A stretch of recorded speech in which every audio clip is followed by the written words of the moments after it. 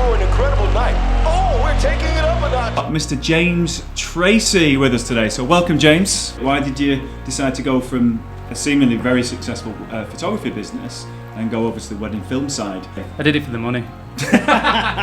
If you're going to push 50% of your business out the door, which is what I was doing at that point, I needed the other 50% to pay the same minimum. And to do that, it has to be of a similar quality. You know, when you're charging more money, why should a couple book you over booking all the other guys? How transformative was that? It doubled the prices that I could charge in 12 months. I've been in this game now for 11 years, and I'll say this to anybody that listens, the single best investment I've made. Hey, be sure you stick around because we're only getting warmed up. Dad comes over and he goes, I recognise you from somewhere. You used to be a cop. You locked our Matty up. And he turned over and he goes to the best man. Matt! Calls him over and says, do you remember him? He locked you up. No. Good afternoon, good evening, good morning, everybody, and welcome to another episode of Think Wedding Business. Today's guest is somebody who's taken a very successful wedding business, completely changed it into another successful wedding business, and the question is, how the hell has he done it? So that's what we're going to find out today, and we've got Mr. James Tracey with us today. So welcome, James. Thank you, thanks for having me. Hi, He's mate. gone all quiet now. Did you like He that? never shuts up normally. I don't dead chatty, but that was quite the intro. I've put extra batteries in today because James is the Yeah, he does chattiest talk person a I've bit. ever met in my life. So for anybody listening or watching, James was a very successful wedding photographer, absolutely killing it, amazing venues, amazing clients, very high end, and he decided, I don't want to do that anymore, I wanted to go into wedding filmmaking. And I think his journey in the process of how he's gone from that successful business to this one is really interesting. I think you're going to get a lot from it today, guys. So first question, though, Can I just say, we've finally got a video. It's taken, 15, 16 episodes. We've finally got a videographer on it. Yeah. So excited. We're going to be talking lenses for an hour. But I want to ask James straight away is why did you decide to do it? Why did you decide to go from a seemingly very successful photography business and go over to the wedding film side? I'm interested to know. I'm thinking, did you just need a change? Did you get a bit bored of doing that? You wanted something different? Is that not creative enough? You need a bit more? I don't know. You tell me. I did it for the money. There you go. The motivating factor is always the cash. No, I'm obviously not entirely serious. I think when I started out in photography, it was something that I sort of accidentally fell into photography. It wasn't like a dream of mine to become a wedding photographer, which I'm pretty certain isn't most wedding photographers don't end up. You know, they never woke up at 16, 17 at school going, I want to photograph weddings. Sort of fell into it. And as I was building the business I was working, I started to, you know, when you get into like better venues and you get into sort of better clients, I was working with more and more videographers. The James Ray was the first guy that I started to work with quite regularly, who sort of kept appearing. And I was more interested in what they were doing. And at the end of the way, send me your film so I can have a look at it. And I was kind of a bit sort of blown away by the quality, because in my mind, wedding videos were pretty rubbish. They were 12 hours long, camera in the corner, sort of very Uncle Bob style. And I'd seen, I think we'll probably touch on this later, but I'd entered the Wedding Industry Awards and I'd looked at the video judges, and there was a guy called Jeff Wood, and I'd looked at some of his films, and I genuinely couldn't believe that this was one guy that was creating what felt like movies. And then I started to work with people who were doing really high quality stuff. And I started to realise that that's perhaps something I could do creatively. I thought it was probably there was a little bit more freedom, you know, music, movement. There's a lot more going on in a wedding film. Yeah. And just the fact that I found their work probably more interesting than my own. Yeah. It was something that I started. I mean, I'm one of these that I've had like 3-4 careers. So I did a first job for 8 years, then I was in the police for 10 years, then I did wedding photography. It was about 6-7 years in wedding photos. I started to get that itch that I need to do something different. I need to learn a new trick. And I think at that point, I just thought, well, I could probably do a bit of both side by side.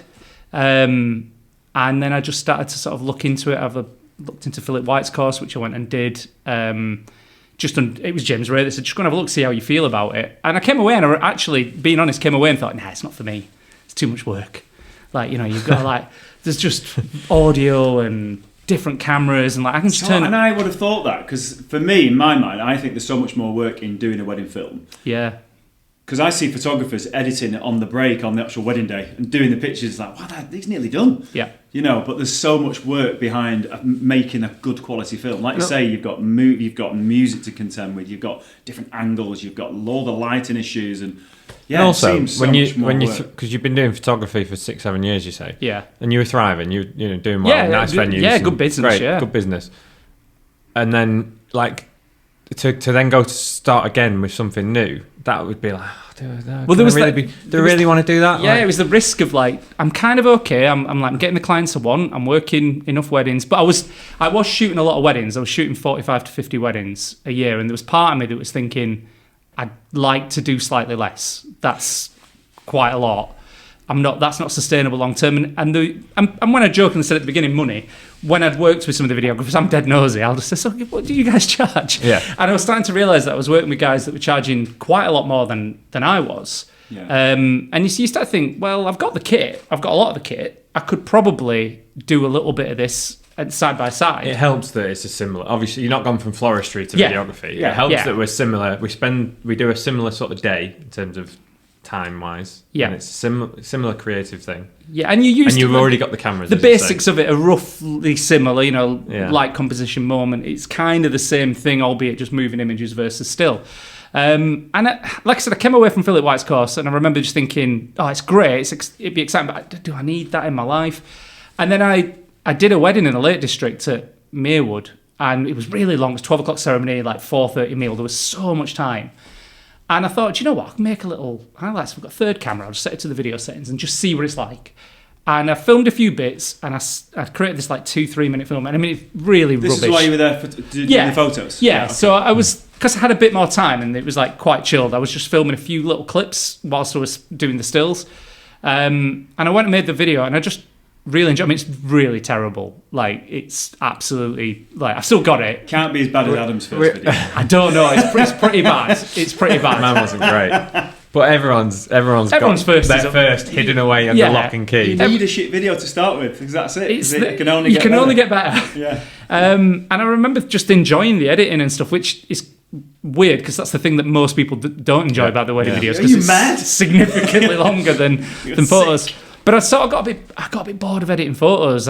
For me that was. Did you feel like you'd gone stagnant doing it so long? You needed something fresh. Yeah, and I got a creative decision. I think creatively, I got to a point. I mean, creative's a word that loosely gets bandied around, isn't it? But I think I just found that I wasn't enjoying it as much. I was just sort of not going through the motions, but I'd like hit a wall, and I looked at, you're looking at all the other top guys. You were looking at like sort of the Crawleys and Adam Johnson, Steve Rooney, and people like that, photography guys.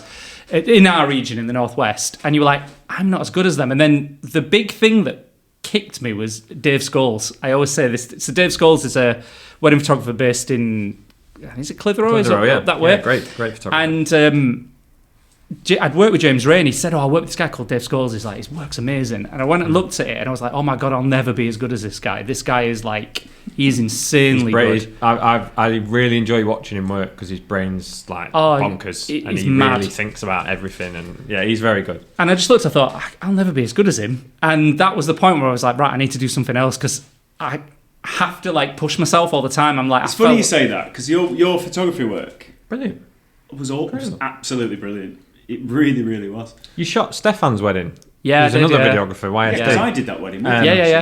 And I think that was the first time I'd seen like, your work aside from your few the big old shots that you put on Instagram. But I've seen a full collection of your stuff, and you were up there. You were brilliant, and it's a testament that you were doing a videographer's wedding. Yeah, he picks the good people, and it was a bit stressful because I'm like, oh God, he I can't blag this. He actually knows what he's doing. I get really flattered when I get asked to do somebody's wedding who works in the wedding industry. But it always comes with that bit of extra pressure, doesn't it? You just feel like you've got to find another 10%, even though that doesn't really exist. But you put that pressure on yourself because it never comes from the client. Because they've booked you because they like you and they trust you. They just want you to do your thing, and but it is. But it's put it on yourself, don't you? It's like when you get somebody that says like now they go, I work in TV and film, and you think, oh no, like They're going to judge me even more. Yeah, but they're not. They, like you've said, they already know that you're capable, and that's why they booked you. But you still, there's that bit inside going, they're going to figure me out. They're going to know that I'm a fraud. They're going to know that I'm not like trained and I don't understand it. I've done weddings for none crowds. of us are trained. Everyone in the wedding is in the TV industry, and I'm walking around and like, oh, you're the videographer. Okay, what camera's you on? I'm like, it's horrible. It's a black one. It's horrible. So yeah, it was kind of like just to freshen things up a little bit for me as well, because I'm a bit like, I don't want to get a proper job. I've had 6-7 years of like working in my office upstairs at home where I walk up and down. That's my commute to work. You know, I'm my own boss. I'd suddenly realised that I can't work for anybody else again because I'm be a terrible employee. Yeah. So just to freshen it up, and my original plan was to do a 50-50 split. So it's a good business move as well. If you mix it up and you've got double the opportunities there, I guess that was your intention to do both at the time and pick up some extra work. It was sort of, I was trying to get ahead of the curve a little bit because I started to see that I was working with more and more video guys. So when I started in 2012, so I shot my first one in 2012, 2013 was my first sort of proper year before I went full time. I never worked with a videographer ever. And then I got into 2014, I maybe had 2 or 3 over like 50 weddings. But by 2015, it was like 1 every 4. 2016, it was sort of becoming every other wedding I was getting one. And when I was starting to hear the price, I was like, these couples now get the moving image. They've grown up with it more. It's more accessible. They understand it, and they're seeing these better quality films. So I think the standard rose so quickly with wedding films, and then people started to realise actually, that would be a great keepsake from our wedding. Just as much as the photos. There weren't these 6-hour longs. There were 2-3 minutes with a 15-20 minute film. Like a little cinematic film. Yeah. And when you see one, you just want one, don't you? You could never imagine having your wedding without a film of it. No. Me and Sam made that mistake. You know, I wasn't in weddings when me and Sam got married 18. Same. You know, I was still singing, but I wasn't in the wedding world. God, I'd love to go back and do it, but there weren't the people then, and the quality wasn't there then. No, we didn't have one, and it's my kids now come up and say like, "Daddy, where's your wedding film? Because you make wedding films." And I'm like, I didn't have one. Didn't have one. But it was 2012. We got engaged in 2011. Who would you have gone to? Because it was just, I think it was around the time that Jeff Wood was starting, and he got the 5D Mark II, which was the first sort of one of the innovators of cameras that allowed you to make that shallow depth of field. So there wasn't really anything about. Now when I'm working with them, so I looked and I was like, the tide's turning. People are starting to split the budget and spend as much on video as they are on photo. So from a business perspective, let's open myself up to 2 income streams rather than being tied to just photography. Also, which is incredibly saturated. You know, anyone photography really is, and the cameras are getting better and better, so the barrier to entry is getting less and less. So I was a bit like, well, let's have 2 strings to my bow. And then I can earn money from 2 sides. But the problem was once I started to make the wedding films, I was like, I like this a lot more. This is I was weirdly back. I'm going to give my age away, but back in 1993 when I went to college, there wasn't Google. You couldn't Google how do I become a filmmaker. But I had an interest in doing that. I ended up going on a graphic design course, and the parallel course to us was an audiovisual course, which would be media now. And they're all making movies, and what I should have done is sacked it off and gone on that course, but I didn't finish mine. So you think that's always been in you? I think I've always had that thing that I was interested in video. You finally got to where you wanted to be. In the end, I would have tried to go into TV, probably failed, and ended up in weddings. So I'd have ended up here somehow. But I'd switched to Sony in 2017 as well from Nikon. And obviously the Sony's, I think you shoot Sony, don't you? They're so much easier to use for film. I was like, well, I've got the kit, I've got the lenses. Give it a go. I think you deserve a lot of credit for not just sitting on your photography business, which you're doing well, and going, I'm bored of this, and I'm going to pivot. I'm going to do. And I'm watching the attention of the industry, of where people are spending the money, and video looks like it. So I'm going to jump on it. And then you've gone fast forward to now, and you're starting with that. It was just like, I was looking around thinking, this takes balls. Yeah, the seats at the top table in video is what sort of went through. It's so ridiculous how my mind works. But I'm looking, going like, all the photography world's kind of full. Like all the high end guys are done, and I'm not good enough. I can't get to that level. Easier to get there. But the video is, but a part of me felt everybody's going to see this. Like I'm not the only one that's going to see this. All these other photographers are going to start thinking about switching and doing video as well. But if I can get ahead of the curve, I can at least be in the game. Because now a lot of photographers are branching out and offering it, or moving over, or etc. Yeah, and why wouldn't they? I suppose because, like you say, it has become. Well, that it goes trend. More because it people does want make film. sense From a It business goes decision, it hand makes in hand. sense. How hard is it to win a client? Well, So if you already think got a about photography gig with them, Yeah. and you say, "Oh, by the way, I have a second shooter comes along, and I can create you an amazing video. It's not going to cost you 3,000, 4,000 quid. It's going to be a little bit. It's going to be cheaper. It's going to be probably as good as what you would pay for. Why would you not offer that service? And if you've already got the client, this is if somebody's booked you once, they'll book you for something else. Yeah. So it just makes sense, doesn't it? Well, you kind of read in where the attention is again, because the audience, the couples are saying they're probably going to the photographer and saying, Who do you recommend? Video? Do you recommend anyone? Yeah, and so you go, why "Me." not go We can do that. offer it all in house because it makes sense. They can book it all with one person and it makes it easier for them. And You put all that effort into winning a client. I had this worry a few years ago of like, I think everyone's going to start offering both in house, and that's where it's gonna go. And I need to keep an eye on this. And I've doubled down because I feel like it's fizzled out and everyone's back to. Well, I did a wedding the other week, the one in Just Wales, keeping where an eye you're on getting those married things. at your venue, and he's brilliant. This guy, he does the video and the pictures on his own. Yeah. No, and he uses that as his selling That's strategy. mental. You're not going to have a video team That or a level of photography stress team. freaks me out. Yeah, he does it all himself. I think he's got like one camera here, one on either side. I think I know who this is, but I won't mention it. But I Fantastic. think I know. It's Gary. He's called. Yeah. Oh no, I'm thinking of somebody else. Gary. I don't know Gary. Gary. I You know Gary. Is that his name? I Just was thinking of Gary? Mike Langley. I don't know if I think Mike Langley it's- does the same. He shoots No, like double I think handed. he was called Gary Gunn, I think. I'll get his details, I'll show you. I mean, he's brilliant. He's a dead cool guy as well. And when he said that, I was like, all on your own? He said, yeah, and that's how I sell it. I sell it to my couples. You're not going to have a team of video. I do everything for you. And by the way, here's the results. And it's amazing. It's like, I'll have that. I get it from a photography perspective. That was my original plan, and I can totally see why lots of other photographers now, especially because the market's a little bit more challenging, isn't it? Like I said, there's more people coming in. Obviously, with post-COVID, perhaps people have lost their jobs and they've decided to, I use my camera now and I'll go into weddings. That has sort of made it even more competitive than it was, say, 5, 6, 7 years ago. So you think, well, I can do a highlights film, or a husband and wife. How many sort of even some of the big names in the wedding photography industry have now started husband and wife teams. I think Andy Gaines now he's wife bring does someone video with as well, me and they cover the So they've looked at it and gone, well, there's a market here. We're getting these clients. They want to work with us. We can create a product that looks similar on both sides.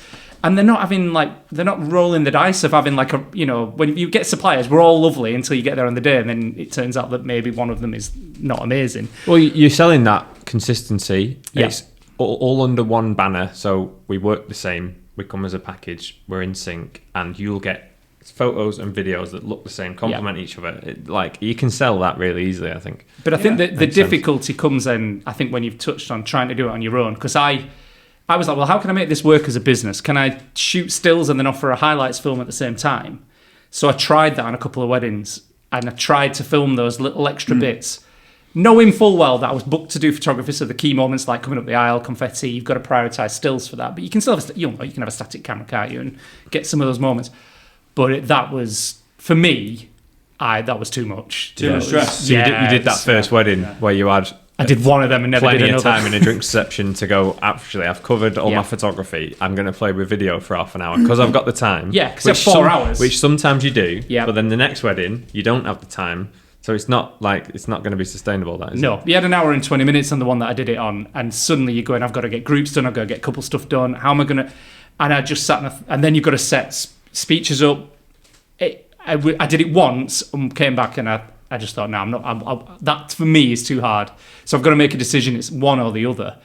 And then part of the decision that probably pushed me fully towards video was that, one, it was more creative, it was more enjoyable.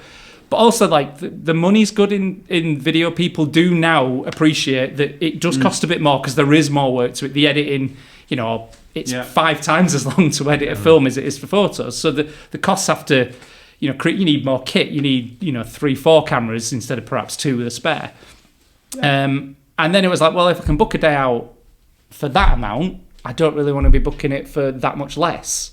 Because sod's law is always, if you've booked on one date, you're going to get an inquiry that want to book you for video at the higher rate. So I just sort of made the decision, right, I'm gonna go full on into video. So I think that's the perfect place to kind of segue in. Well, we've got your why. We've got your why, and I'm interested in this. I'm certain our viewers and listeners is we want to know about the how. Yeah. So you made that decision, and it's like, right, now I need to make this as the business. And obviously you've got the grounding, and you've probably got your network base with what you've got with your photography, but it is still a very different world. So how did you go about think, right, now I'm just filmed now, I need to go and now market that business and start getting gigs that way? Did you tap into your original sort of network you had, or were you doing different things? I know you've had some mentoring, we can touch on that in a bit as well, and how important that's been. But yeah, give me some starting points when you thought, right, now I'm filmed now, I need to go and market myself as a filmmaker. I mean, what were you doing? With your, all of a sudden, your whole website, your photography, like, how did you then start again? Yeah, because that was the thing. Obviously, over 6-7 years, you've built a business, you've made tons of mistakes, you've probably both done the same, with anybody listening's done the same. So you do sort of think, well, I don't need to do those things, but I know these things are really important. So the first thing was set up a website. That was the first thing. So standalone dedicated website. Even if I was going to do both side by side, you know that you're not going to get any referrals from any photographers if you're offering both on your page. They're just going to shut you down because you're a threat then if you're saying, hey, go to my video site and you've got photos on there, because we go back to people will book. So I did 2 separate sites so I could run them as 2 separate businesses, because I knew enough photographers that I could get referrals from some of those guys. The first thing I had to do is I had to have some content. So I went straight to a couple of photographers that I know and said, right, find some clients of yours that haven't got wedding films, that want them, that would have one for free. They will accept that there may be errors and I might make mistakes. I need to come and learn what is different and what is hard and make some mistakes with no risk. So hence free. Offer it free. Out, yeah. So offered it for free. And I know there's a huge thing in the wedding industry. You should never work for free, blah, blah, blah. But I needed content, good quality content, so I could go to these photographers who were working at good venues, and instantly I've got that leg up that it looks great, it's at a nice venue, and I can, if I make a mistake, it doesn't matter.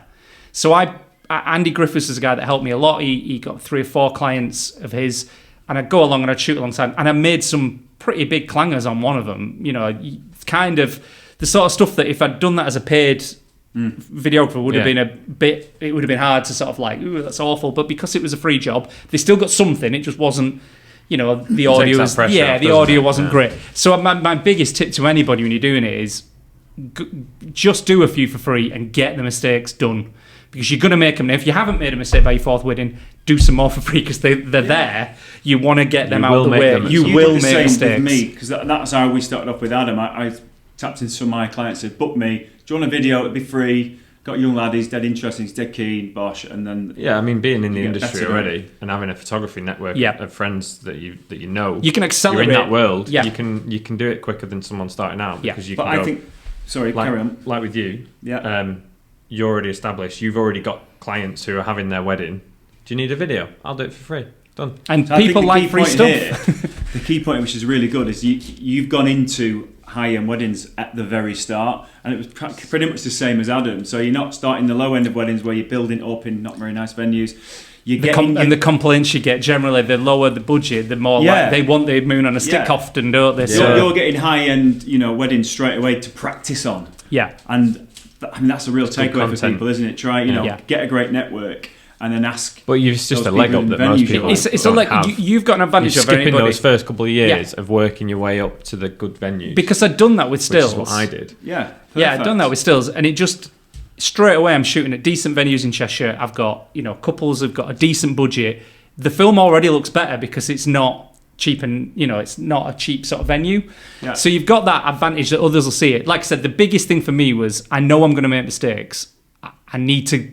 There's a different mindset to thinking when you're videoing, to photography on the day, and it's getting your mind geared to what do I need to worry about next. And that's where the mistakes happen. It was an audio mistake on the one that I did, and it's because I'd not thought to. You kind of trained in one way because you're so used to doing photography, so you turn up and you've got to think differently. So was there a process of I need to unlearn all what I know and do it and think about it differently? Yeah, on that sort of because that was 2018, so all my freebie weddings were through the summer of 18, so I was shooting my 45, 50 stills weddings, and then I added another 8 video on top. So it wasn't ideal, but I learned so much that summer, and it was coming in and being. What I found is you have to have a completely different mindset. So stills, you're approaching it looking for the moment. and you've got these pressures like the couple stuff is important, the groups are generally important. You know, that's not necessarily the same when you're into video. Audio is really important. Yeah. Having a second backup angle is really important. Yeah. Making sure you're actually where you position yourself is very different with video to stills. And so it was just getting into this mindset, and I actually found it quite hard. It was, again, another reason why I didn't want to do both is to turn you... Some people can do this really easy. I couldn't. To switch from doing sort of video one day to photos the next, my mind was still in that train of thought. Yeah. And I was like, this is quite hard for me. I know there's tons of people that can do it and you just flip between the two, but I wasn't one of them. But over that course of that summer, I got my mistakes out of the way. Once I made that mistake on, I think it was the third or fourth wedding, I did another 4. But by then I had, I put procedures and stuff in place in terms of how I do stuff. Yeah. And I've luckily, touch wood, never made that mistake since. Yeah. All right, so that's the first point, really good one. Tap into your existing network. Yes. And get on them gigs and do them for free at the start. Get your content, because you can't sell something that you can't show. Yeah. Well, then how did you start offering that and getting paid? I want to get paid for this now. So then I obviously got a website then. That's the next thing. So we go back to one of your other guests, Dave Stubbs. I'd done Dave Stubbs' course on SEO years ago. So I'd applied a lot of that to my wedding photography business.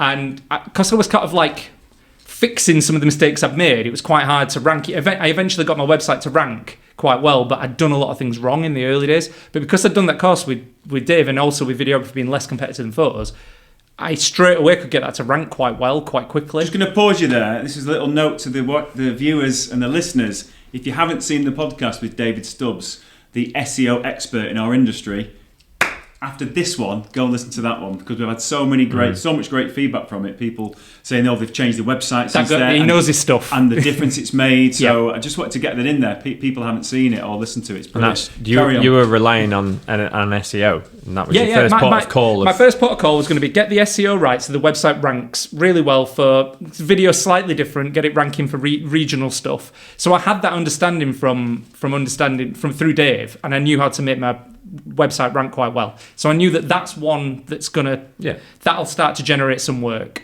And then I went back to 5 or 6 of the existing photographers and other suppliers. I said, look, I'm offering video as well now. It's going to be pretty cheap. I said I couldn't go too cheap because I didn't want to almost do my own legs, if you like. Yeah. But I needed to be cheaper than the other guys that were established to at least again get some paid work. So I think I started for like £1,000. Yeah. And I sort of picked 2 or 3 up, and then it was Pete Lawson who helped me out massively, because he had a previous client's friends. So when they'd done some freebie work, when they were shifting over, their friends had seen the film and thought, these guys are ace. And obviously the Lawsons were a lot more expensive by then because they were hugely successsul. Lawson Films, yeah. Lawson Films, they're okay, yeah, they're decent. Yeah. They're doing my They're doing your wedding, yeah. So Pete really, they said, can you recommend anybody? And Pete really kindly sent them in my direction. And it was a cool London couple at Walcott Hall. I don't know if you know it. It's like a mega venue, like it's totally quirky, really bonkers place. Like, it sounds really shallow, but they were like incredibly attractive couple, which was just completely fluky. And the one you want on your website. Yeah, and the photographer was a guy called Matt Parry, who was the guy whose work I'd seen when I first started, and he kind of got me into wedding photography. He was like really amazing London wedding photographer. So I was getting to work with somebody that I was quite excited for working with, a cool venue with a great couple, and it was, I was way into charging £1,000. It was ridiculous, but it was a mega wedding. Yeah. And even though I was relatively new to it, I got this great film. Stick that on social media, stick that on your website. Suddenly, then it's a catalyst, the catalyst and the springboard to other people seeing it and starting to generate inquiries. Did you find once you started to generate inquiries, were then people going, like Googling you and going, hold on a minute, he's got a photography website as well. He's got film, like, was there any sort of confusion that not so much because, no, because I kept the two separate. So what I did then is I created like an entirely separate social side. So I created a different Instagram account. And I did kind of make life hard, a little bit hard for myself, because I was managing 2 Instagram accounts, 2 Facebook accounts, because you sort of had to do that even back then. And I didn't really get too much of the crossover because they were so specifically searching for video, or they were looking for video. So they weren't even noticing it. Yeah. And the thing then is I could pay back those guys that had given me the leg up with the free films. And so they said, do you know any photographers? Yeah, go and speak to this guy. So it was quite nice to be able to then give something back to the guys that helped me out when I'd started. And then once I sort of picked up 2-3 bookings, I pushed to 1,500, and then it quite quickly, which was, it's a sort of middle market price. I mean, it probably seems a bit cheap now, but back in sort of 2019, that was okay. And then I thought, right, I want to get real good real quick. I need to bypass the next 2-3 years of development. And Why did you want to? Because I didn't. You just fell in love with it, and I enjoyed it, and I was a bit like. It took me maybe 3-4 years to sort of settle into photography and find my style and find what works for me. And I was just like, right, I want to get good fast. So this is at the point where you've got both. You've still got photography gigs. You're starting to take video. Yeah. Is the scale tipping at this point? And you're going. No, it was still more photo. So this was end of 2018. So I did the Walcott Hall wedding end of 2018. I probably only had 6 or 7 film bookings for 2019, and they weren't at huge amounts of money. But was that why I want to get good so that I can do more film? I can do more film because basically I had to charge similar money to what I was charging to photos. Otherwise, it just didn't work as a business model. Yeah. So the only way to do it is offer a high quality product, because ultimately that's what you judge by, isn't it? I need to get good quick because I need to be able to charge the same because I need to replace the income. Yeah, that's it. If you're gonna push 50% of your business out the door, which is what I was doing at that point, I needed the other 50% to pay the same minimum, and to do that, it has to be of a similar quality.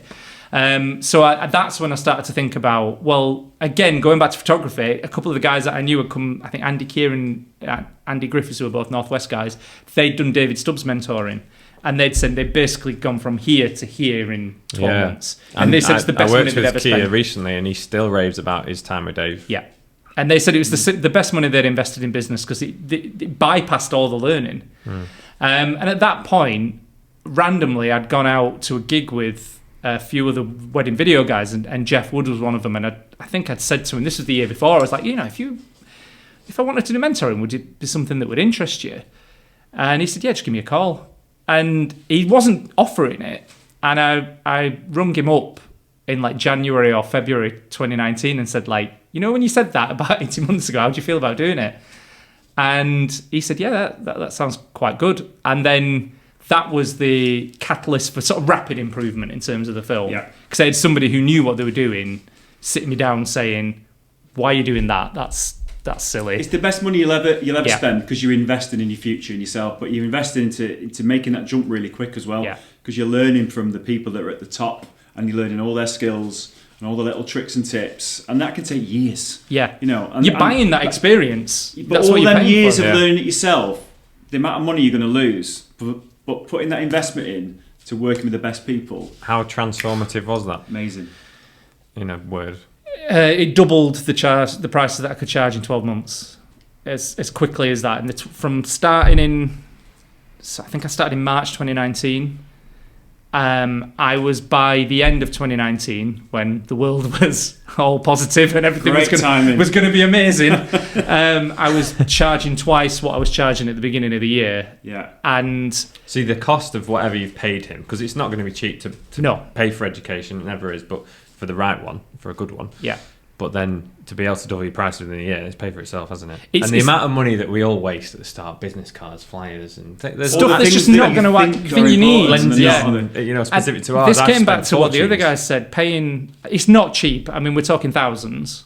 I mean, Jeff, what he charges now is different to what he charged me because I was the first one. So I don't usually want to go into what I paid because obviously the things are different. But it was more than, it was multiple thousands. Knowing what he charges now and it's more than what you paid, would you still have paid his now prices? I 100% would have paid. In fact, I've been in this game now for 11 years, and I'll say this to anybody that listens, mentoring was the single best investment I've made in 12 years of business. Not new cameras, not new drones, not new, even to a degree, sort of one-day training courses, they'll give you an insight, but the mentoring really opens the door to all the tricks and all the experience, the mistakes not to make. It's the single best thing I could have ever done. And if I'd say to anybody that's transitioning from one area to the other, go and find somebody whose work you like and who you respect and see if they'll do a mentoring with you for 3, 6, 12 months. What you will learn in that time period will accelerate your... After him saying this, I think we should put our course price up. Yeah. And the reason to say is because so many of our students have pretty much said exactly what he said when they followed our course. It's just priceless, so isn't it? You're buying experience, and And you know that that's going to pay off when Yeah. you can put your prices up. Yeah, when I mean, if you'd have said to me I would have doubled my prices in 9 months, I genuinely wouldn't have believed it. But the mentoring they made because it was pulling me up on little mistakes that the client I think one of the things he said to me is people will start to book you because they'll say your films feel different because there's something better about it. They won't know why. They'll just feel. And then about the week after he said that, I've got a couple saying, "Oh, yeah, your films just felt different. You know, there was something we really liked about it." And I'm thinking, God, this guy's like... He knows because he's got the He's experience. a genius. Yeah. How does he know? But it's experience because he's saying these are the little differences that make... And that's why you can charge... That's why the people at the higher end can charge more because... But you can't... Sometimes it's really hard to... You know, I could watch somebody's films and I wouldn't have picked up on those things. Yeah.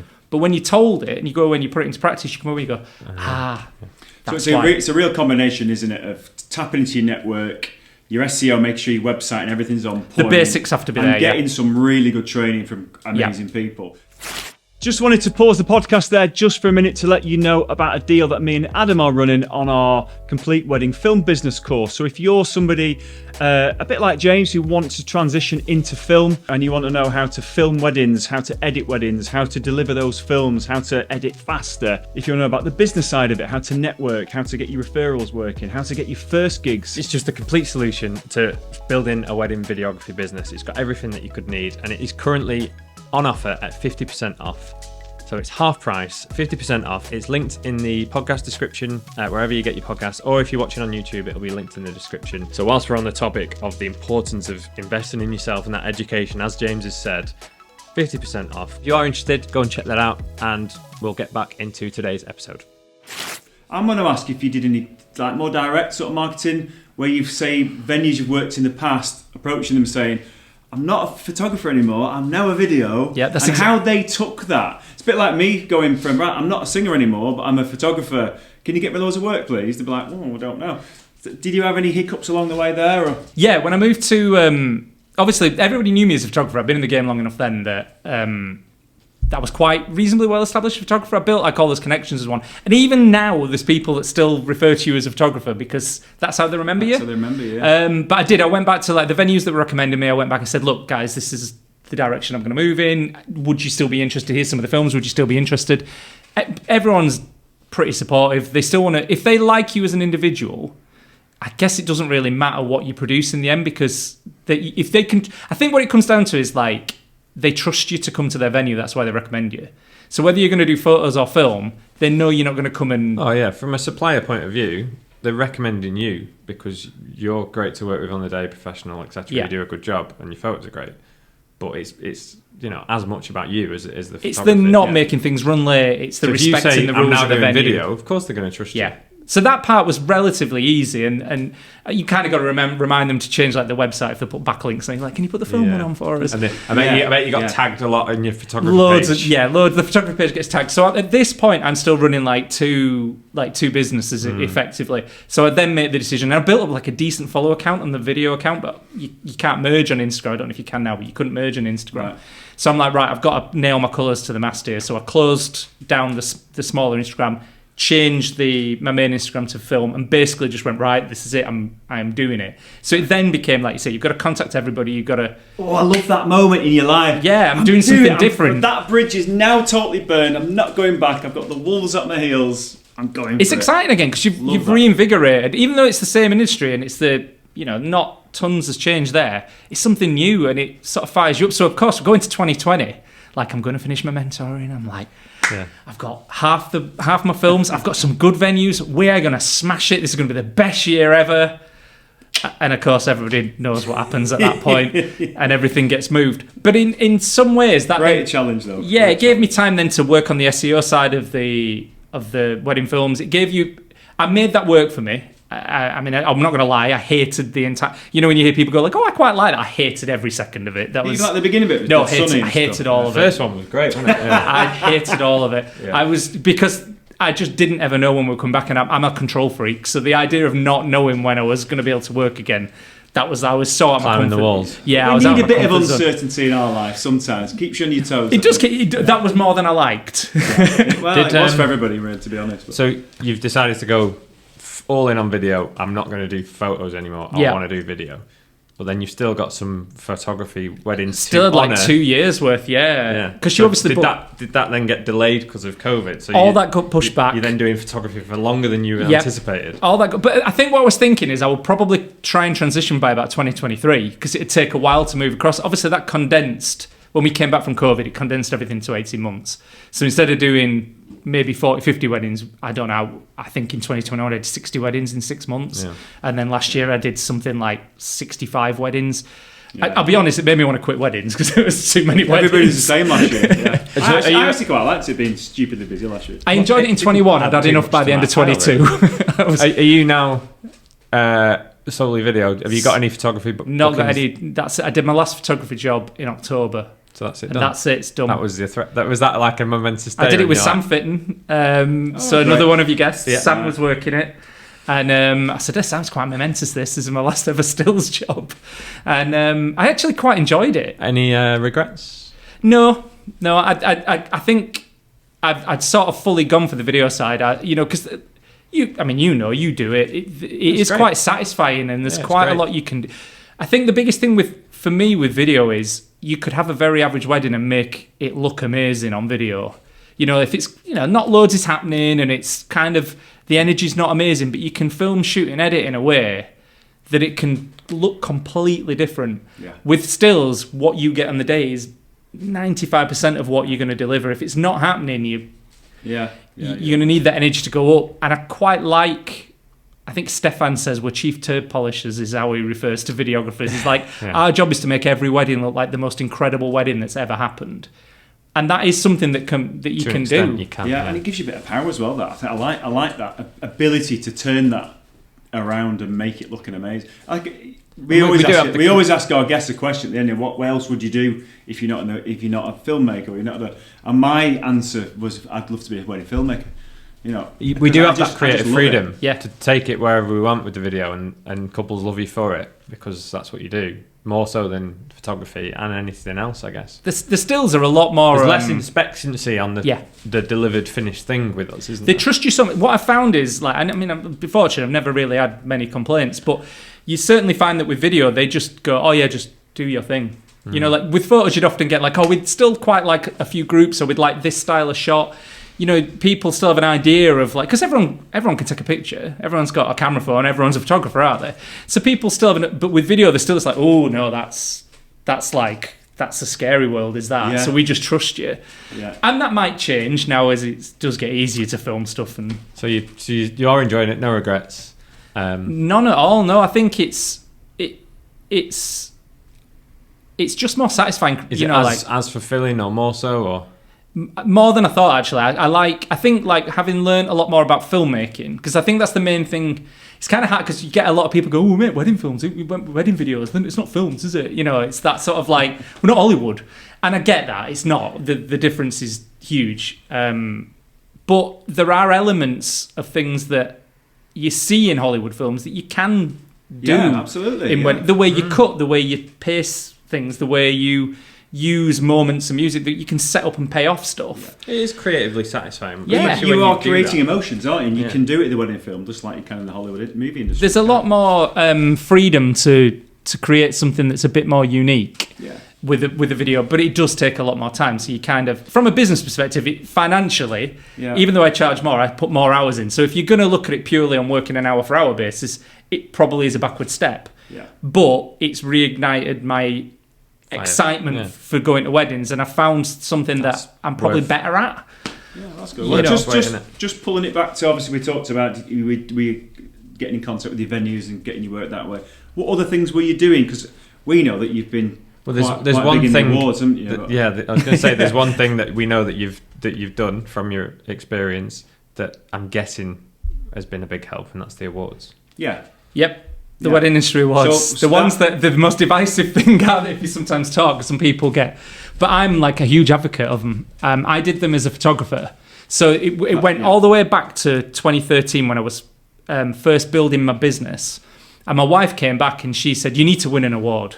Like, that's how you get She said, because when she was looking for her our wedding suppliers, not hers, our wedding suppliers, she said she started out by looking on Google for award-winning suppliers because it was a way to separate who was good, who wasn't good. Yeah. So she said, you need an award, you need an award. And then she found the wedding industry awards. She went back, she said, you need to enter this. I think it was 50 quid to enter back then. It wasn't a huge amount of money. Yeah. It's probably the same now. So I entered in 2013. And I got a regional finalist for Northwest, and I was in the.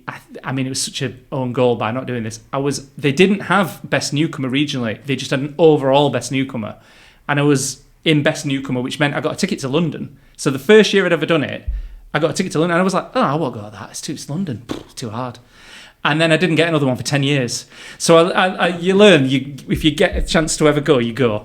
But I did it. And that's firstly where I saw Jeff Wood's stuff, because he was one of the judges on. And I started to realise video was really good. But actually what massively worked for me from the wedding industry is back then when you entered, there was a nominees list that got put on the website.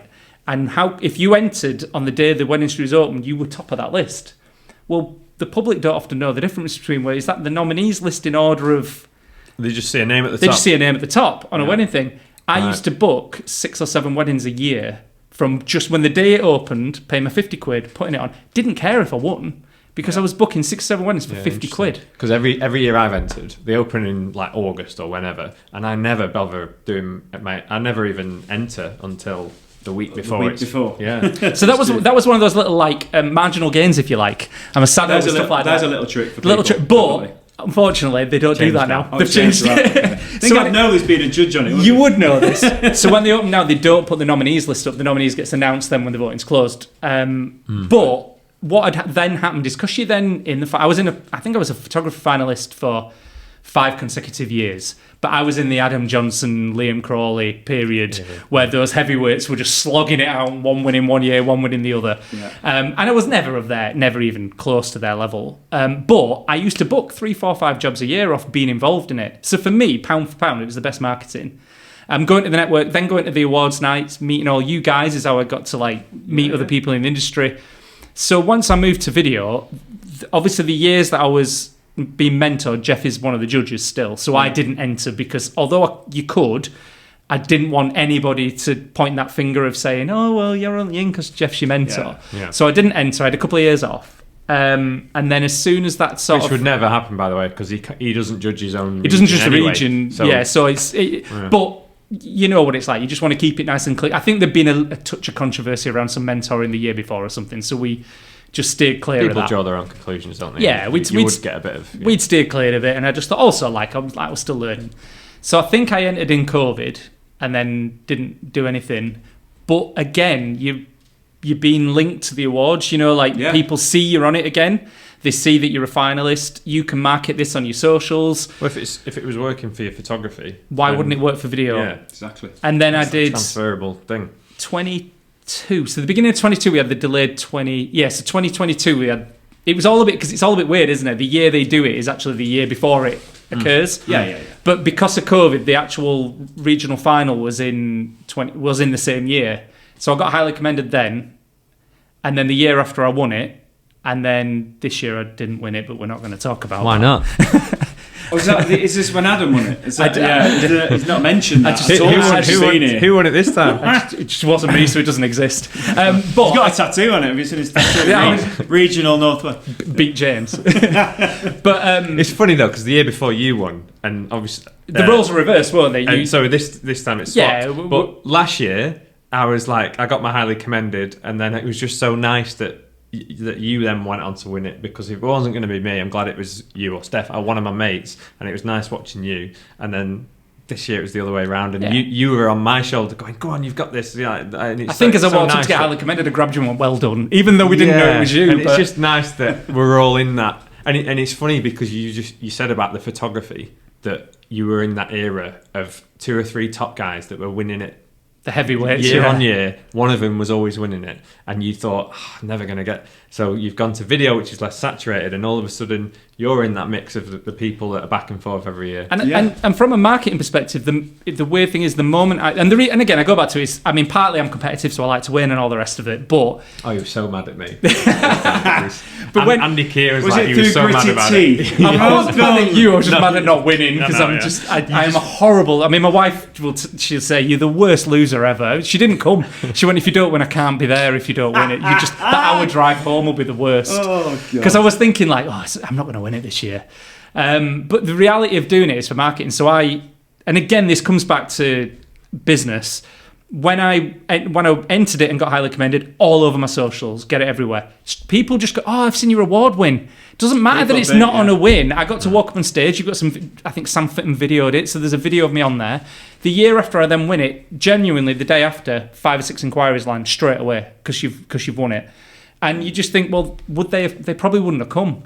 Even this year, not winning, but still getting highly commended, straight up, that is the highest engagement poster this year. Well, you got to think those people who may be on the fence about booking you, all of a sudden they say, he's going to get dead busy now. Yeah. We need to jump on him. I think it creates a bit of urgency, doesn't it, with people? So that level of credibility. But even not winning it, even for the guys that just ending to get to the final, that's where I was as a photographer. I still used to generate tons of work off it. And I know that awards polarise people because, there's always, it's a paid thing or whatever. The Wedding Industry Awards isn't. And that isn't a paid. I can't go to Damien offering 500 quid to win it. It doesn't work like that. Or buy a table or whatever. It doesn't work. I know we've said this in the past. That's why I like it so much, because I believe it's the fairest award. Yeah.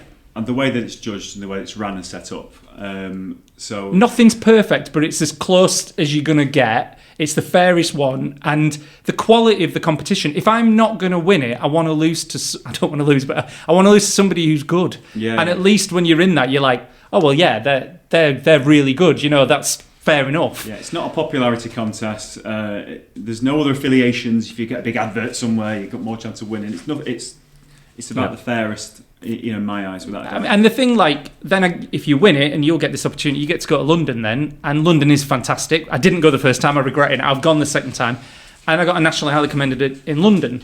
So that's, again, I'm frustrated because I didn't win it. But yeah, that's pretty good though. But you've then got to step back and go, I wasn't even shooting film 3 years ago. To be highly commended for the whole of the UK in the finals is amazing. And you get to walk up on stage, which is good. We know with that, because the judges in the videography category are the videographers, so they're looking at your quality of work as much as your overall service. So that time you spent with Jeff learning and getting as good as you could, as fast as you could, it's paid off. Because I know your films now are great, and I could see the progression from when you started to where you are now.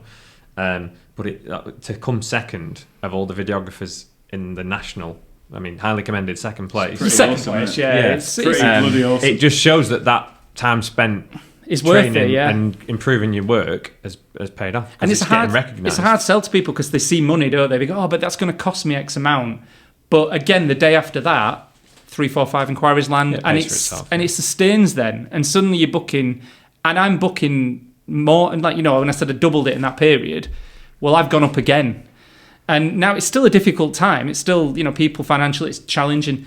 I'm still booking at those higher rates. And I think there's an element of when you go on the website, and I can't remember who told me this, but they said, it's about what makes you different from the other top guys. That, when you're charging more money, why should a couple book you over booking all the other guys? And if you can stick a couple of awards, brides and grooms will look at that, and that sometimes can be the defining factor. I think you said it off camera before, Adam. It's that, I want the best.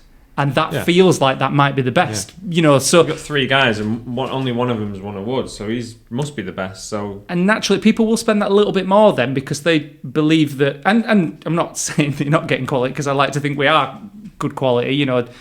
The best does tend to win it. So it does give you that little leg up. So that's a huge part of marketing. I'm a bit of a detail guy. And I'm a bit of a sado. I like my Formula One. So Formula One's all about marginal gains. So it's finding that 1-2%. And you've got to look around. We're all competing. We're all looking for the same client. So what can I do that's slightly different? And it doesn't always work. There's one example I had is lots of new wedding venues in Yorkshire coming up. So they haven't got existing relationship. They haven't got existing recommended suppliers, but these were good venues. I ended up working at Thicket Priory, picking a wedding up there, and it was like, this is really, I mean, it's really, I think it's about 35,000 to have your wedding there on a Saturday. It's really expensive. So I'm like, these are clients that can afford video, they want video. Venues you want to be in with. Yeah, so I shot a wedding there. It was a great wedding, professional jockey, amazing. It was a Tuesday randomly, but it was a fantastic, they had top suppliers all through the day. I think Ellie Sachs was there at the night. So this is a good wedding. And I'd never done this before. I'd never had the balls to do it, but I just went to the coordinator and said, I want to work here again. How do I get recommended by you? And basically, it was just asking. She was like, send the films over. And we sent the films. They liked the films. I got recommended by them. Now there's 6 or 7 other venues that have opened in North Yorkshire. It's always been right for it. It's a beautiful area. And it seemed that it needed more. So I created a page. So I mimicked my homepage on the website, basically made it all about Yorkshire, SEO'd it for Yorkshire wedding videography. So it sits within my website, but when you Google, it comes, I think I ranked second. I booked 5 weddings through that this year. So that was one morning's worth of work that has generated 5 or 6 jobs, because I just realised that there was opportunity. I'm now recommended at 3 of those venues because I've managed to get in there early. I think Dave touched on it. You can SEO for a venue that you've never even worked at. I did this with King Street Townhouse when I was a photographer. I knew it was opening, and I was like, right, I'll create a page for it. Create a page, put some generic photos on there. I booked 3 weddings having never worked there before it had even opened. Yeah. So then I'm ahead of the curve because I've got the blog. So it's looking around thinking, how can I get that small... I also record, if you on your inquiry page, have a drop-down box for where the inquiries come from. I use Studio Ninja. I don't know if as a CRM. Studio Ninja is really good for videographers, photographers, but there's loads of other ones. All that data is kept for you, isn't it? It's kept for you. There's a drop-down box. I can look now this year and I can see that 35% of my inquiries have come through other suppliers, 25% have come through Instagram. I know where I'm getting my inquiries from, so I know that if I can put my time and effort into networking with other suppliers, Instagram, I know what my conversion rate is. So does it give you like a pie chart or something? Yeah, it gives you you a pie chart. But then it's like you say, just at a glance, you know where to put your efforts because that's what's working. Because it shows me on there, you can then go into a separate page and it'll show I've got 28% of my inquiries through Google, 5% have converted. So this year, for example, Instagram's dropped off. I've gone from 12% conversion to I think it's 3% on Instagram. Now it could be that people find you on Instagram and then going through your webpage and ticking different boxes, but it makes me then look and you go, right, I need to work a little bit harder than on my Instagram because that's not converting as many this year. Yeah. And I now know that people, and again, ask your clients questions. How did you find me? Oh, well, I found you on Instagram and I found you because you were tagged in another post from another supplier. They're using Instagram like a search engine now, which I think comes back to what Dave said. The search volume's dropped a bit on Google, but it must be getting replaced on Instagram. Social media. Yeah. You can't tell how it is, but couples now. So when you're posting stuff, tag everybody in it. Use the collaborator function. Venues tend not to, you might get a venue that'll accept it, but what I've started doing is collaborating with the MUAs and the other suppliers because they generally accept it. Yeah. But they're also venues probably. I found venues the same. Are the venues apex don't predator, really want to accept the collaboration, but other suppliers will. Other suppliers, because the venues are the top dogs, aren't they? They're like, and also the bride will, but you want to be able to control, manage what's on your grid. If they're accepting, then it's all going to mess up their grid. And if they don't, if they've got a social media not policy, but a manager, they have a certain look they're going for. Yeah. But you also got to think when I was a photographer, you were one of the top 3 people booked, venue, dress, photographer. Video, we're more popular, but we're not in the top 3 yet. So you look at, can you collaborate with makeup artists and venue dressers or all the other people? Because if they're sharing and tagging and you're coming up in their feeds, clients who are looking are now seeing this and they will either be thinking of getting a video or they might start thinking of getting a video. We've got that slight opportunity to use that collaborator thing a bit more. And it worked. I did it with a makeup artist from one of the Yorkshire weddings that I did. Yeah. Straight away, a couple of inquiries. Collaborating with the makeup artist, the lesser suppliers, if you will, in that list of priorities, rather than trying to get the venues. Right, don't worry about that, because I found the venues generally, you might get the odd one or two, but a photographer will accept it. Good tip. You know, the others will. So use that. That's working quite nicely for me. That's a bit of gold right there. Yeah. Bit of gold. Yeah, perfect. So, where you are now, have you got to the point where you've fully replaced your photo and you just... Have you booked? Do you book as many videos and I'm booking the income and all? Yeah, that? The income's the same. In fact, 23 is my second best year. So it's slightly up on where I was as a photographer. So you're earning more, in fact. Slightly more, yeah. I mean, the cost of everything's gone up, so it's kind of all negligible, isn't it? But slightly more. But I'm doing a lot. The main thing is I'm doing a lot less because I've got like 2 girls who are 8 and 6, and my wife's like she's got a busy job. So being away on the weekends doing 50 weddings, I didn't want to do that as I'm getting a bit older. Yeah. So I wanted to be around more. So again, that was part of the reason. So I did 31 weddings this year. And I'm aiming for 30 next year again. So I've dropped 20 weekends or 20 Everybody weddings. arrives at this number. I've arrived at that number. 30 odd. 30 it's the magic. It's the dream, isn't it? 30 is the number, It's isn't the it? Tom Harrington because again, I worked with Tom a few times. He's another video guy from up here, and he does amazing weddings and does brilliant work. And Tom was like, I want to do 30 weddings. And I was like, Tom, that's the dream. Yeah. And he stuck that in my head, and that's kind of what It's a dream both ways. If you're starting out, I want to do 30, and if you've been doing it a long time, you've been doing 50, 60 weddings, I want to get down to 30. It's a good number, that number, but isn't it's not like I still. It's not too much, but it's still enough. Quite a good amount. Yeah. I don't want to do like 12 a year and charge fortunes. I like doing a decent number. I like to be busy. I like to go to weddings. You know? Yeah, I like to be busy. Yeah, me too. And the networking side of it as well. I I feel like it's a good middle ground. With 50, I was finding that you could get a little bit to like, I've got a wedding again. Whereas with 30, Yeah, it's a you're rarely sweet spot, doing them innit? that close together. You're like, no, I'm you up for get this. more excited for your next wedding, don't you? I'm back in now. I have a couple of weeks break. I'm buzzing when it's coming up to it. I'm like, oh yes, I get to be that guy again. Yeah. Well done for going from one. I mean, I know they're similar, but it's still a whole different marketing, a whole different ball game. You've gone from one thriving business, completely started again, and thriving now in this one. So it's great. It's brilliant. Hopefully, Kudos to you, man. man. Going forward, do you think you'll get in a few years? You'll be like, I'm sick of video. I want to do the next thing.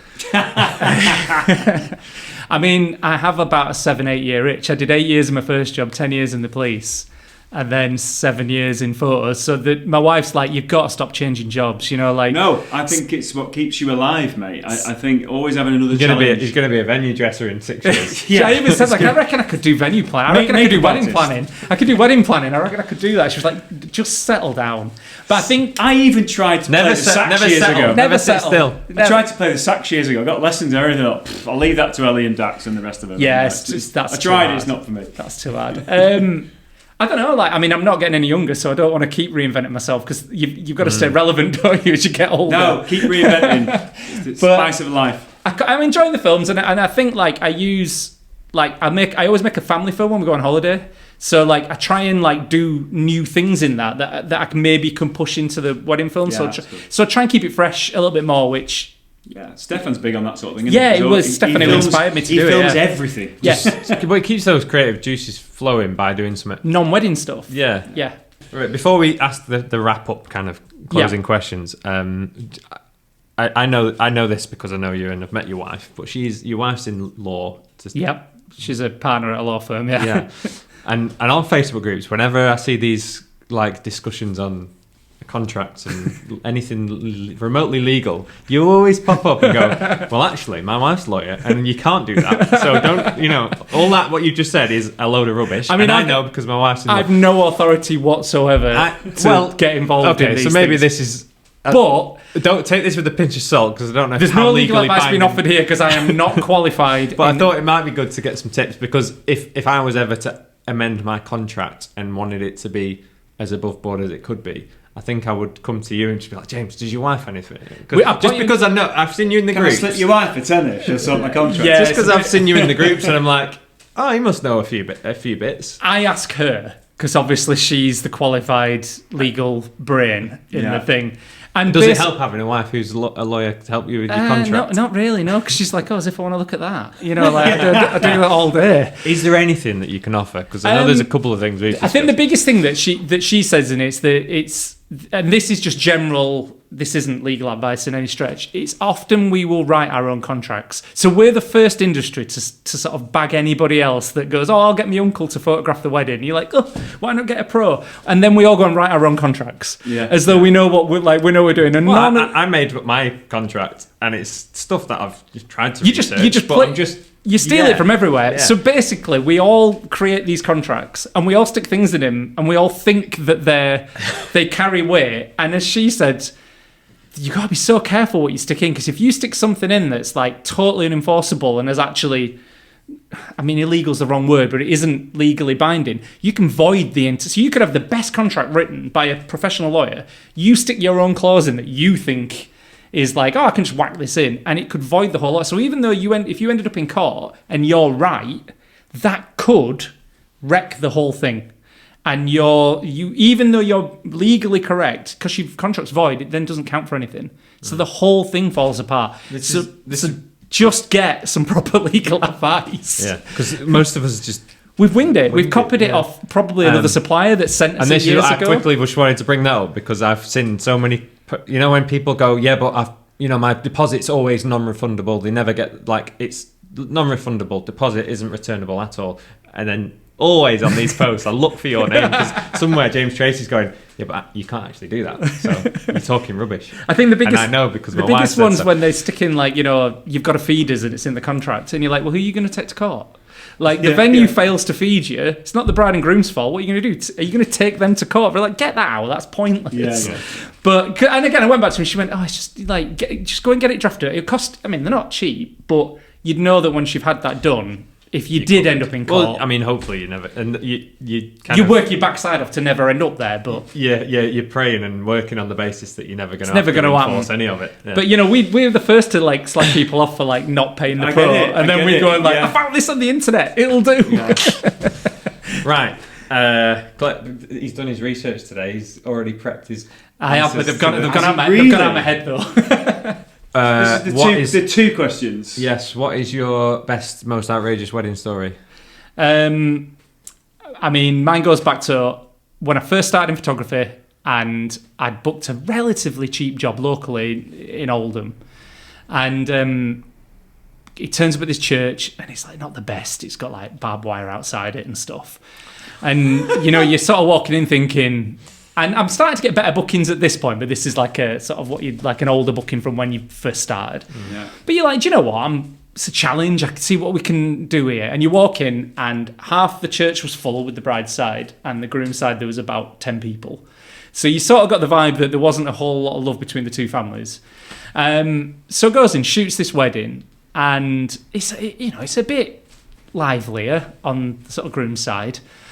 You can sort of tell. Perhaps they're a little bit, more familiar with sort of the criminal justice system is perhaps the best way of putting it.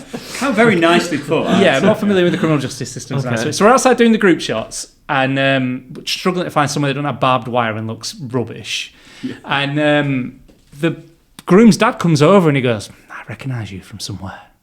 And I'm sort of thinking, where? And he looks at me and goes, you used to be a cop. Oh, shit. And I sort of looked and I was like, oh, no. And he said, yeah, you locked our Matty up. Oh, no. And I've changed the names, by the way. And he turned over and he goes to the best man, Matt, calls him over and said, do you remember him? He locked you up. No. And then I asked what his name was, and I'm rubbish with faces, but I'm great with names. And I locked him up when he was 17, 18 for smashing a bus window and then kicking off on the bus. And we'd had a bit of a roll round and everything. And when you're like 17, 18, if you go into custody, your dad has to come in with you. You have to have an appropriate adult. So his dad had obviously seen me clock my face. I mean, I lost my hair. I had hair back then, but I'd gone by this. But you used to have hair? I used to have hair. Wow. And he'd obviously remembered my face. But of course, all his mates are there. Who were then like, you under popo? And they're all coming over with their hands down the hands.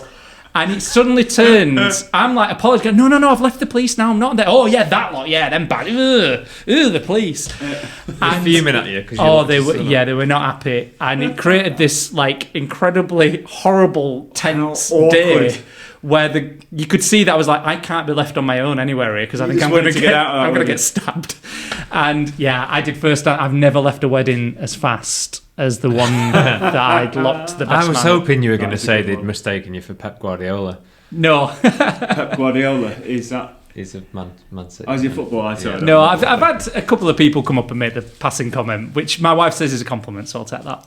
Hey, great story, by the way. Yeah, it was not... Yeah, it was an awkward day that day. It straddled my two working lives. Next question. Listen, he's done two different careers in the wedding industry. If you weren't going to be a photographer, if you're not, or a wedding videographer or a photographer, what else would you quite like to do in the wedding industry?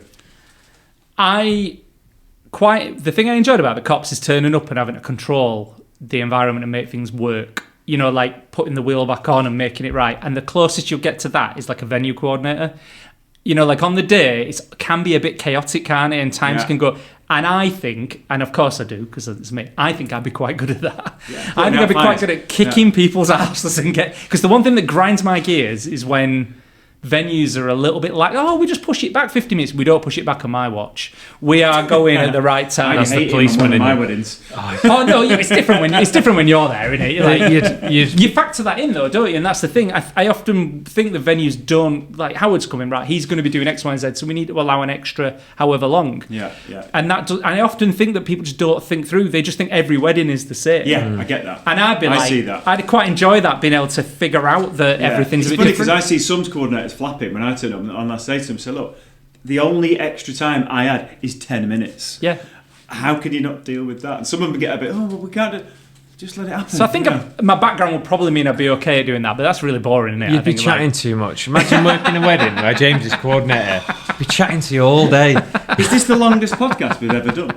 The amount of people I talk to, and if your name comes up, I worked with Andy Keir, and oh God, he never shuts up. He never. It's like the best way. But possible. this is what I like, is with say. Do you know what I like when you were a photographer? Because I mean, you are quite infamous for being a chatterbox. I've filmed my entire life, when we've done weddings in the past, when you've been photographing, it's quite nice because because you're chatting away to everybody. It makes like the bridal prep was quite nice, and I felt like I could get involved more because you were opening that conversation rather than me doing it. It's a bit, and again, that goes back to a touch of a marketing thing. I would speak to all the bridesmaids. And it's great that because you're chatting with the guests and you're not bothered about chatting away to the bridesmaids about anything and everything. You want to break that barrier down, and often that's then led to work. People, if they like friendly chat people, don't they? But it's gone different with film because I can't talk because I don't love my own voice on the film, so I've had to be a bit more quiet with video. Oh, that is definitely different. Photography, you've got to be that vocal person, haven't you?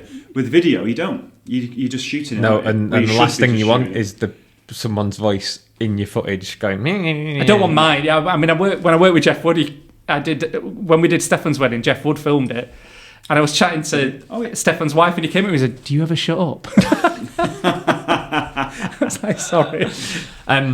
Can we have a question for the next guest, just to finish on? We don't have a question for you from the last guest. Did we not? No, we didn't. No, we didn't do it. So that's fine. Today we're making sure that we leave. That's fine. I mean, I had to think about this. It's quite hard, and I don't think it's. We don't know who the next guest is. No, and I don't know if it's a particularly good question. I guess I can relate it to probably what I've come on for, which is shifting business. So if you would say your business got wiped out overnight and you had to restart again tomorrow, what's the one thing that you got told you had to do that you just wouldn't do again?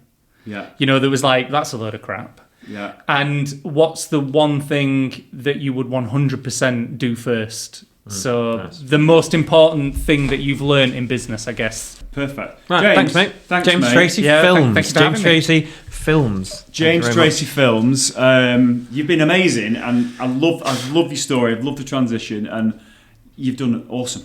And it's been great to hear all about it. So thank you very much. Thank you. Thanks for having me. Come again soon. Thank you. Come again soon. Not too soon. Not too soon. My ears need a break. We need some variety in there. We need some variety. We've got next year's going to be good. We've got a few Have you got some great guests. Good people lined up. Who have you got lined up? Can't say it. Cut. So thanks so much for listening. We really hope that you found this episode insightful, inspirational, and if you did enjoy that, then please consider subscribing to us wherever you get your podcasts, iTunes, Spotify. We're Think Wedding Business. We're also on YouTube and Instagram, so if you want to watch us, you can go over to YouTube and find us at Think Wedding Business. And the same over on Instagram to keep up with all of our future episodes. We'd really love you to subscribe and join us on this journey. And if you do like this content, please consider giving us a 5-star review. It just helps us get seen and helps spread the word. So thanks again for listening, Wings and we'll see you out. next time. Bye-bye.